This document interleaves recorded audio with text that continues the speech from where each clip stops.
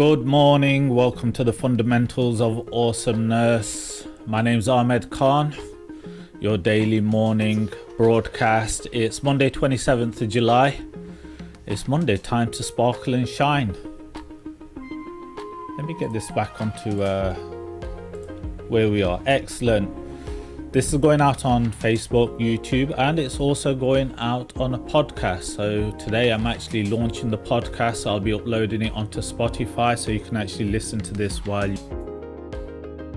whatever it is you're doing this morning. Got a really great theme for you for the next 2 weeks. So last week I was talking about a book that I've been reading recently by Brene Brown.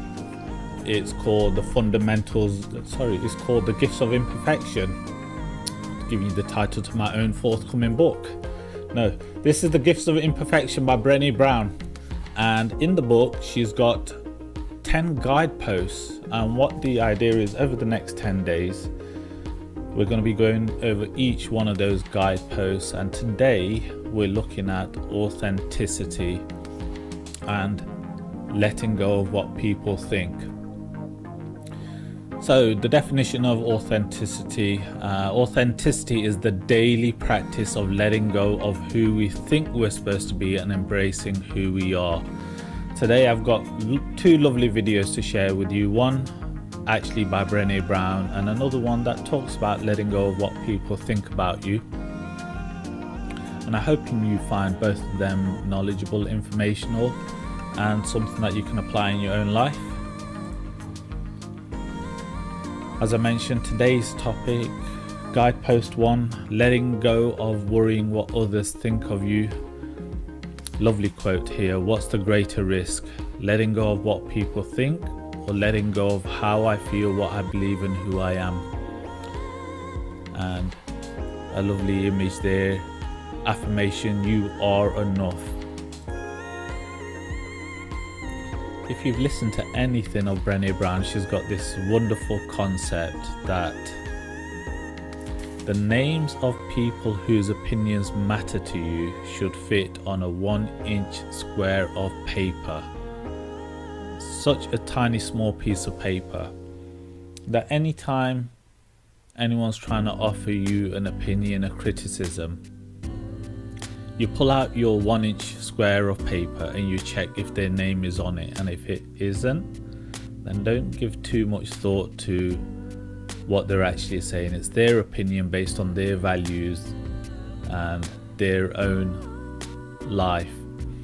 Anyway, let's get the video lined up.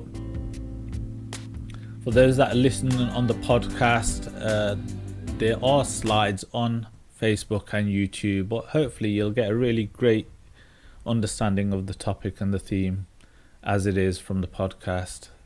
So I'm just going to get the video lined up for you, and the audio should make sense as well. Okay, before I go to them, let me just do my affirmations today. I do my affirmations every day. I'm grateful to be alive another day. So today is going to be a great and fulfilling day. I'm going to have a good day, I'm going to have a great day, I'm going to have an awesome day. I'm going to look to make the most of today and appreciate whatever it can bring for me. Okay, affirmations done. Hope you all have a great day as well. Let me get the videos lined up and enjoy your Monday, and I hope you have a great start to the week. Enough in the Gifts of Imperfection. Here's Dr. Brene Brown.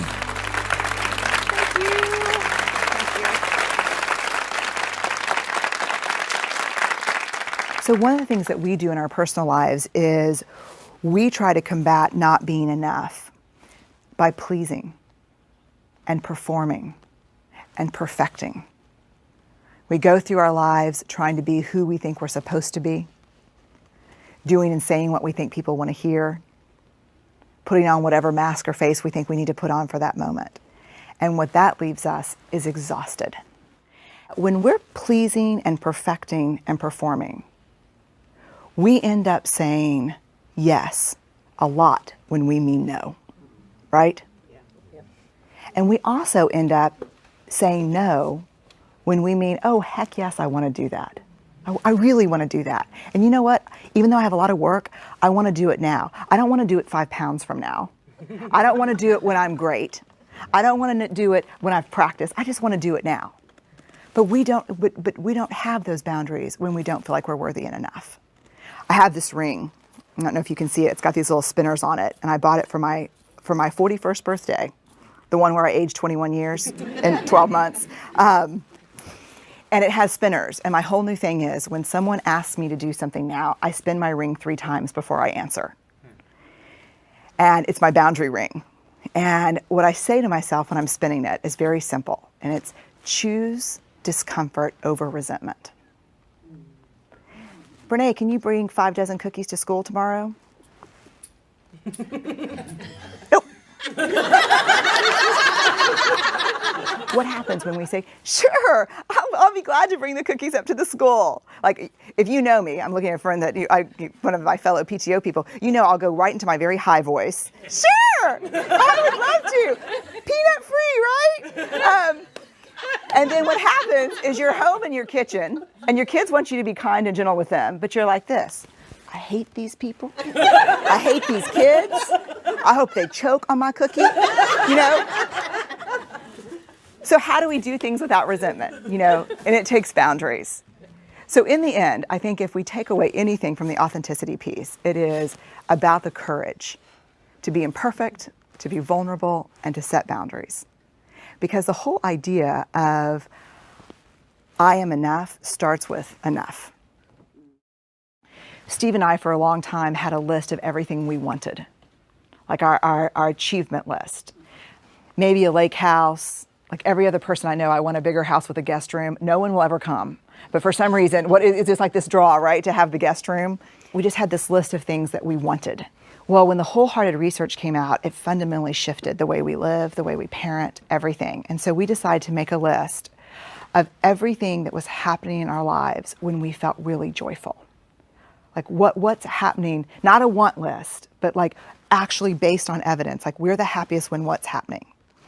And we looked at this list, and the list was the opposite of the want list. The want list dictated to us that we needed to work more and make more money.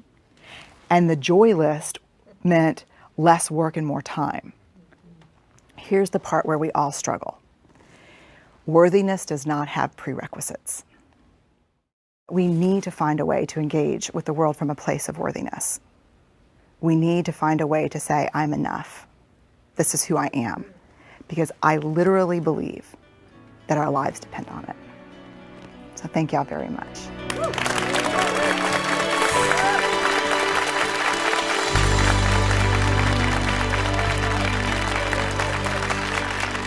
Pretend that you don't have one.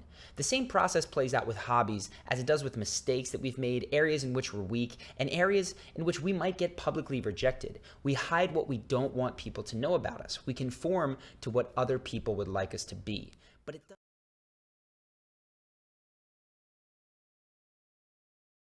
Have you ever lied about an odd hobby you have, or maybe your job status or your height, or even just avoided putting yourself in a situation in which you knew you were likely to fail?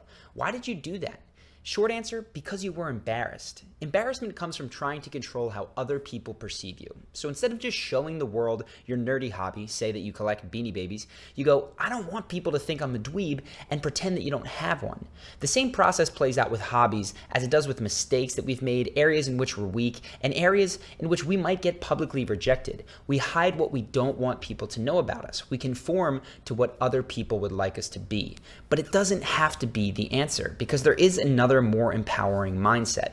Instead of focusing on other people's perceptions and feeling embarrassed about what they may think, focus on whether or not you live up to your own values. For instance, if you do have a killer Beanie Baby collection, you obviously value something about it. Maybe it's the nostalgia, or maybe it was just a quirk that started when your grandma gave you one 20 years ago. Either way, if you value your own opinions, you won't try to hide the collection no matter what anyone else thinks of it. Or maybe you have a crush that you're thinking of asking out.